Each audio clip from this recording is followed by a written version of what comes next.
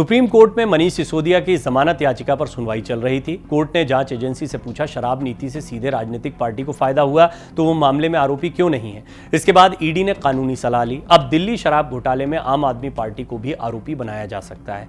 जांच एजेंसी और उपराज्यपाल के दावों के अनुसार शराब घोटाले से दिल्ली सरकार को 144.36 करोड़ के राजस्व का नुकसान हुआ है। आरोप है कि इसका इस्तेमाल आम आदमी पार्टी ने दूसरे राज्यों में चुनाव के लिए इस्तेमाल किया, जैसे पंजाब में चुनाव था उस वक्त। यह आरोप लग रहा है। अगर आम आदमी पार्टी को आरोपी बनाया गया तो राजनीतिक पार्टियों की फंडिंग के बारे में भी बहस शुरू होगी। इस एक्सप्लेनर में राजनीतिक पार्टियों को फंडिंग की पूरी कहानी हम आपको बताएंगे। फंडिंग कैसे मिलती है, इलेक्टोरल बॉन्ड क्या है, कैश और बॉन्ड के जरिए कैसे ब्लैक मनी को व्हाइट में बदला जा सकता है और कैसे इससे सरकार की नीतियां प्रभावित होती हैं। देश में राजनीतिक पार्टियों की फंडिंग के सभी तरीकों और उनके जरिए पार्टियों को मिलने वाली रकम का हिसाब किताब करें तो साफ हो जाता है कि फंडिंग का यह काला खेल मोटे तौर पर 3 तरह से चल रहा है। पहला कैश, दूसरा इलेक्टोरल बॉन्ड और तीसरा विदेशी कंपनियों से लिया जाने वाला डोनेशन। इनके अलावा कॉर्पोरेट्स के बनाए ट्रस्ट के जरिए मिलने वाली फंडिंग को सबसे आखिर में समझेंगे। सबसे पहले कैश चंदे के गोरख धंधे को जानिए। कोई भी शख्स 2000 रुपए से ज्यादा का चंदा कैश में नहीं दे सकता। 2000 रुपए से ज्यादा का चंदा डीडी, चेक या इलेक्ट्रॉनिक ट्रांसफर और इलेक्टोरल बॉन्ड के जरिए ही दे सकता है। पहले ये लिमिट 20,000 रुपए थी। इसे 2018 के एक फाइनेंशियल बिल के जरिए 2000 रुपए कर दिया गया। कोई शख्स अगर 2000 रुपए से ज्यादा का चंदा देता है तो representation of people's act RPA के तहत पार्टी को डोनर का नाम चुनाव आयोग को बताना होगा। 2000 से कम चंदा देने वाले जो होते हैं उनको नाम बताने की जरूरत नहीं होती है। दिलचस्प बात यह है कि अगर कोई शख्स इलेक्टोरल बॉन्ड के जरिए 20,000 से ज्यादा का चंदा देता है तो उसका नाम गोपनीय रखा जाता है। अब आपको बताते हैं राजनीतिक पार्टियां कैसे कैश को हजम करती हैं या कैसे कैश मिलता है उनको। मान लीजिए किसी शख्स ने किसी पार्टी को 1 लाख रुपए कैश दिया। Representation of people's act RPA के मुताबिक पार्टी को चंदा देने वाले इस शख्स का नाम चुनाव आयोग को बताना होगा, लेकिन ऐसा होता नहीं है। दरअसल पार्टियां इस कैश को 2-2 हज़ार रुपए अलग अलग चंदे के रूप में दिखा देती हैं और इस तरह उन्हें चंदा देने वालों का नाम बताने की जरूरत नहीं पड़ती।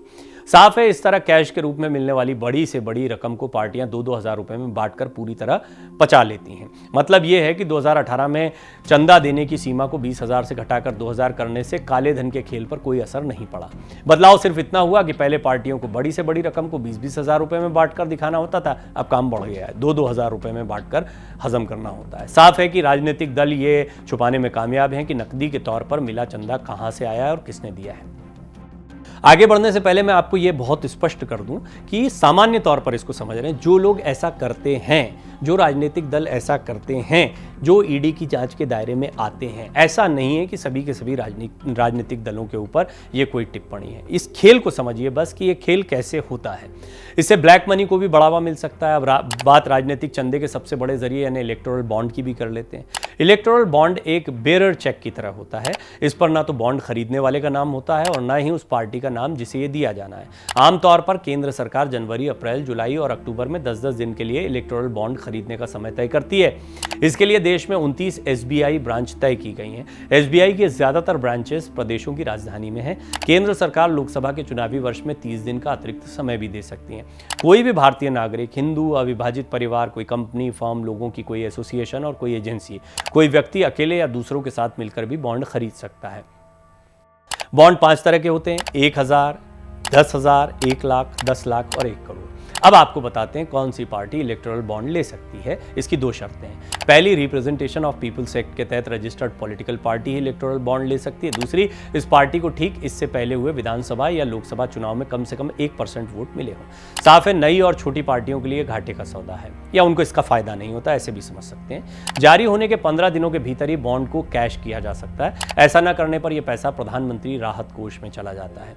अब आपको बताते हैं इलेक्टोरल बॉन्ड से पार्टियां हजारों करोड़ का गोपनीय चंदा कैसे लेती हैं। देश के टॉप 5 राजनीतिक दलों को इन दिनों मिलने वाली फंडिंग में 70% से 80% तक का हिस्सा इसी इलेक्टोरल बॉन्ड का होता है। इलेक्टोरल बॉन्ड की खासियत यह है कि इसमें देने वाले का पता नहीं होता। ऐसे में राजनीतिक दलों को मिलने वाले 70 से 80% चंदे का कोई सोर्स पता नहीं है।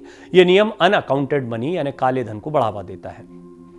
इसका इस्तेमाल राजनीतिक दलों के जरिए अपने पक्ष में नीतियां बनवाने में किया जा सकता है। चंदे देने वाली कंपनी या शख्स का नाम पता नहीं होने पर आम लोगों को पता नहीं चलता कि सरकार ये नीति क्यों बना रही है। इससे पहले कोई भी कंपनी पिछले 3 सालों के अपने शुद्ध मुनाफे के वार्षिक औसत का 7.5% से ज्यादा चंदा राजनीतिक दलों को नहीं दे सकती थी। इलेक्टोरल बॉन्ड के लिए इस बाध्यता को भी खत्म कर दिया गया, यानी राजनीतिक चंदा देने के लिए कंपनी को कम से कम 3 साल पुराना और मुनाफा कमाने वाला होना चाहिए था। अब एक नई और मुनाफा न कमाने वाली कंपनी भी जितना चाहे चंदा राजनीतिक दलों को दे सकती है। इलेक्टोरल बॉन्ड का यह नियम काले धन की हेरफेर करने और फर्जी कंपनी बनाने को बढ़ावा देता है। इलेक्टोरल बॉन्ड में दी गई रकम का जिक्र कंपनी की balance sheet, income tax return, profit loss statement में तो होता है, लेकिन यह किस पार्टी को दिया गया इसका जिक्र नहीं होता। इलेक्टोरल बॉन्ड में दी जाने वाली पूरी रकम पर इनकम टैक्स से 100% छूट मिलती है। इस नियम का इस्तेमाल राजनीतिक दलों के साथ मिलकर इनकम टैक्स में गैर जरूरी छूट लेने के लिए भी किया जा सकता है। इलेक्टोरल बॉन्ड व्यक्तियों का समूह भी खरीद सकता है। ऐसे में अब धार्मिक संस्थाएं भी इलेक्टोरल बॉन्ड के जरिए चंदा दे सकती हैं। ऐसे में सवाल उठता है कि जनता को अपने आधार और पैन कार्ड के जरिए अपनी कमाई और खर्च का पाई का हिसाब तो देना होता है, तो राजनीतिक पार्टियों को आखिर क्यों नहीं? 2017 में विदेशी कंपनियों से चंदा लेने का रास्ता साफ करने के लिए सरकार ने पहले से बने 3 प्रमुख कानूनों में बदलाव किया। पहला, foreign contribution regulation act FCRA 2010, दूसरा फाइनेंस एक्ट का सेक्शन 154, तीसरा कंपनी एक्ट 2013 का सेक्शन 182। इससे राजनीतिक दलों को विदेश से चंदा लेने के लिए खुली छूट मिल गई। अब आपको बताते हैं कानूनों में बदलाव की वो कहानी जिसमें दिल्ली हाईकोर्ट से दोषी पाए जाने के बावजूद किस तरह बीजेपी ने खुद को और कांग्रेस को कानूनी कार्रवाई से बचा लिया। 1976 में FCRA कानून बनाया गया। इसका मकसद राजनीतिक दलों को विदेश से मिलने वाले चंदे को नियंत्रित करना था। 2004 से 2009 के बीच विदेशी कंपनी वेदांता की भारत में रजिस्टर्ड सब्सिडियरी कंपनी ने कांग्रेस और बीजेपी को चंदा दिया।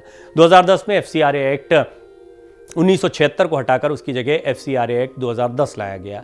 2013 में एक पूर्व IAS अधिकारी ने दिल्ली हाईकोर्ट में चंदा लेने के खिलाफ FCRA 1976 के तहत याचिका दायर की।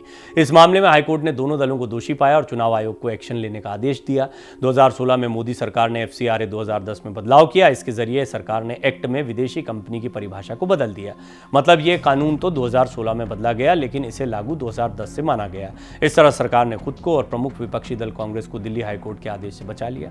इस बदलाव के बाद सैद्धांतिक तौर पर आज कोई भी ऐसी कंपनी जिसमें 50% से ज्यादा हिस्सा विदेशी कंपनी का है वो राजनीतिक चंदा नहीं दे सकती है। अगर ये कंपनी किसी ऐसे सेक्टर की कंपनी है जिसमें 70% तक विदेशी कंपनी के इन्वेस्टमेंट की छूट है तो इस सेक्टर से जुड़ी कोई कंपनी चंदा दे सकती है, भले ही उस कंपनी की 51% हिस्सेदारी विदेशी कंपनी के पास हो।